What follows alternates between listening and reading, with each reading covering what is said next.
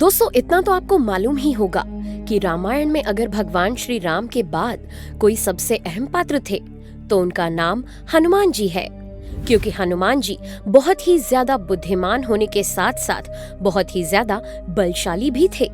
जिसके चलते बड़े बड़े योद्धा उनसे खौफ खाते थे। वैसे तो रामायण के अंदर हनुमान जी को बहुत सी शक्तियों का धनी बताया गया है, पर अगर उनमें से सबसे खास कोई शक्ति थी तो वो थी उड़ने की शक्ति, जिसकी मदद से उन्होंने समुद्र पार करके सीता माता की खोज करने के साथ साथ संजीवनी बूटी लाकर लक्ष्मण जी के प्राण भी बचाए थे और साबित किया था कि क्यों उन्हें पवन पुत्र कहा जाता है। मगर क्या आपको मालूम है कि हनुमान जी किस गति से उड़ते थे? मेरा मतलब उनकी उड़ने की गति क्या थी? अगर नहीं तो वीडियो को स्किप किए बिना एंड तक जरूर देखना, क्योंकि इसमें हम आपको यही बताने वाले हैं। दोस्तों, जब बात हनुमान जी की उड़ने की रफ्तार की आती है तब उसके बारे में पता करने के लिए हमें रामायण के उस अध्याय पर ध्यान देना होगा जिसमें लक्ष्मण और रावण के पुत्र मेघनाद का युद्ध हुआ था। जैसा कि आप जानते ही होंगे कि जब मेघनाद अपनी शक्तियां बढ़ाने और अमर होने के लिए एक गुफा में अपनी कुलदेवी की तपस्या कर रहा था, तब विभीषण के कहने पर हनुमान जी और अन्य वानरों द्वारा उसकी तपस्या भंग करने का प्रयास शुरू हो गया और रात होते होते हनुमान जी ने अपनी गदा से उसकी तपस्या को भंग कर दिया। भले ही उस समय रात हो चुकी थी, पर लक्ष्मण जी ने रात में ही युद्ध करने के लिए मेघनाद को ललकारा, जिसके बाद रात्रि के दूसरे पहर में ही दोनों के बीच भीषण युद्ध हो गया और इस युद्ध में कोई भी हारता हुआ नजर नहीं आ रहा था। आपकी जानकारी के लिए मैं बता दूं कि प्राचीन समय में रात्रि में 4 पहर हुआ करते थे और सूर्यास्त के बाद से ही पहला पहर शुरू हो जाता था। दोस्तों, एक पहर में लगभग 3 घंटे होते थे, जिस कारण आज के हिसाब से ऐसा माना जाता है कि शायद मेघनाद और लक्ष्मण जी का युद्ध करीब 9 बजे के आसपास शुरू हुआ था। रामायण एवं अन्य प्राचीन लेखों की माने तो ये युद्ध लगभग 1 पहर तक चला था, जिसके बाद लक्ष्मण जी को शक्ति लग गई थी और वो मूर्छित हो गए थे।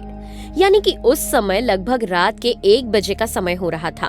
खैर, मेघनाद उस समय लक्ष्मण जी को उठाना तो चाहता था, पर वो चाहकर भी ऐसा नहीं कर पा रहा था, क्योंकि लक्ष्मण जी शेष नाग के अवतार थे और उन्हें उठाना किसी के लिए भी असंभव था।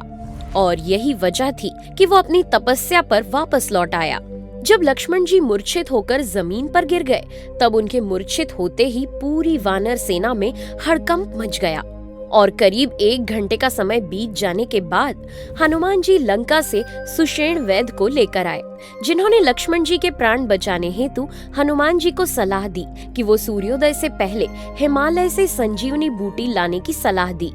अब इस बात में कोई शक नहीं होना चाहिए कि हनुमान जी को संजीवनी बूटी लाने के लिए प्रस्थान करने में कम से कम आधे घंटे का समय तो जरूर लगा होगा, क्योंकि इस दौरान वो सुषेण वैद्य को भी लेने गए थे और ऐसे में वो करीब 1:30 बजे ही उड़ान भर पाए होंगे। ये तो हर कोई जानता है कि सूर्योदय करीब 5 बजे तक हो जाता है। ऐसे में हनुमान जी केवल 3.5 घंटों में ही द्रोणागिरी पर्वत लेकर वापस आ गए थे,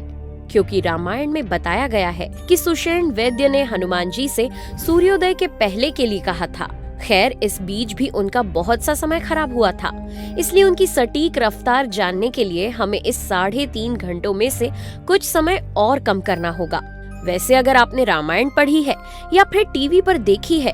तब इतना तो आपको मालूम ही होगा कि जब हनुमान जी संजीवनी लेने जा रहे थे, तब उस वक्त जाते समय हनुमान जी को अपने मार्ग में कालनेमी नामक एक असुर मिला था, जिसने भगवान श्री राम का नाम लेकर हनुमान जी से कुछ समय विश्राम करने का आग्रह किया था और हनुमान जी वहां रुक गए थे और स्नान करने लगे थे, जिसका फायदा उठाकर उसने मौका देखते हुए मगरमच्छ बनकर हनुमान जी पर हमला किया था, जिसके बाद हनुमान जी ने उसे मार डाला था। दोस्तों, इस सब के बीच हनुमान जी का कम से कम आधा घंटा जरूर खराब हुआ होगा और ऐसे में अब उनके पास लक्ष्मण जी के पास वापस पहुंचने के लिए सिर्फ 3 घंटे ही बचे थे। हालांकि ऐसा बिल्कुल भी नहीं था कि द्रोणागिरी पर्वत पर पहुंचते ही उन्हें संजीवनी मिल गई थी, क्योंकि करीब आधे घंटे की खोज के बाद ही उन्होंने हम आज के इंसानों की तरह ही सोच विचार के बाद ही कहीं पूरा पर्वत उठाने का फैसला लिया होगा और ऐसे में अब उन्हें करीब 2.5 घंटे में वापस पहुंचना था। खैर, सिर्फ पर्वत लेने जाते हुए ही हनुमान जी को दिक्कत नहीं हुई थी, बल्कि जब वो पर्वत उठाकर वापस लंका जा रहे थे, तब उस बीच अयोध्या के ऊपर से गुजरने पर श्री राम के भाई भरत ने हनुमान जी को कोई खास राक्षस समझकर उन पर बाण चला दिया था, जिससे हनुमान जी राम का नाम लेते हुए पर्वत समेत नीचे गिर गए थे। दोस्तों, जब श्री राम के भाई भरत ने उन्हें राम का नाम लेते सुना, तब उन्होंने हनुमान जी से उनका परिचय पूछा और उनके द्वारा सारा घटनाक्रम जानने के बाद उन्होंने नम आंखों से हनुमान जी को जल्द ही प्रस्थान के लिए कहा। भरत जी के साथ हुए इस वाकये के बाद हनुमान जी का आधा घंटा और बेकार हो गया था और उन्होंने लंका से द्रोणागिरी तक का अपना सफर केवल 2 घंटों में ही पूरा करके लक्ष्मण जी के प्राण बचाए थे। अब मैं आपको जो समीकरण बताने जा रही हूँ वो जरा ध्यान से सुनना, क्योंकि तभी जाकर आप हनुमान जी की उड़ने की रफ्तार के पीछे का विज्ञान समझ पाएंगे। दोस्तों, अगर हम श्रीलंका से द्रोणागिरी पर्वतों की दूरी निकालें तो वो लगभग 2500 किलोमीटर है। ऐसे में हनुमान जी ने 5000 किलोमीटर का आने जाने का पूरा सफर केवल 2 घंटों में ही किया था, जिसके चलते इस हिसाब से उन्होंने 2500 किलोमीटर यानी कि 2500 किलोमीटर प्रति घंटा की रफ्तार से उड़ान भरी थी, जो कि आश्चर्यजनक रूप से